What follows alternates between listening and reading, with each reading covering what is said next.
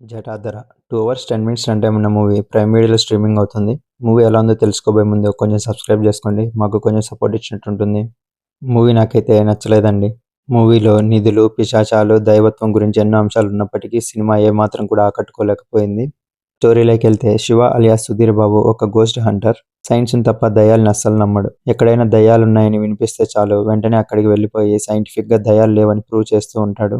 అదే సమయంలో అతనికి ఓ బాబును తన తల్లి చంపుతున్నట్లు ఒక కల ఎప్పుడూ వస్తూ ఉంటుంది. ఒకరోజు శివ ఫ్రెండ్ ఒకతను రుద్రారం అనే గ్రామంలో ఒక పాడుబడ్డ ఇంట్లో పరిశోధనకు వెళ్లి అనుమానాస్పదంగా చనిపోతాడు.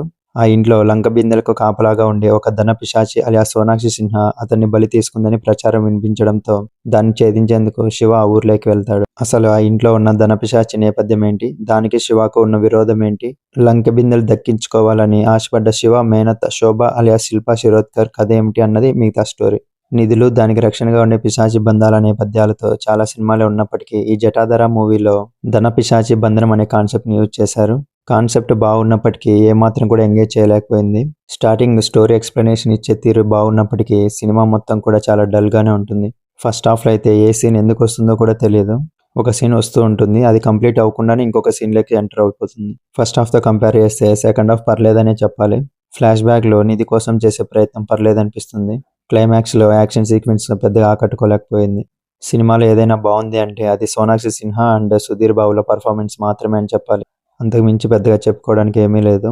మూవీ మొత్తం కూడా ప్రెడిక్టబుల్గానే ఉంటుంది. ఫైనల్ వర్డిక్ట్ ఏంటంటే ధన పిశాచి అనే కాన్సెప్ట్ బాగున్నప్పటికీ మూవీలో ఎక్కడా కూడా థ్రిల్లింగ్ ఎలిమెంట్స్ ఉండవు. నాకైతే నచ్చలేదు.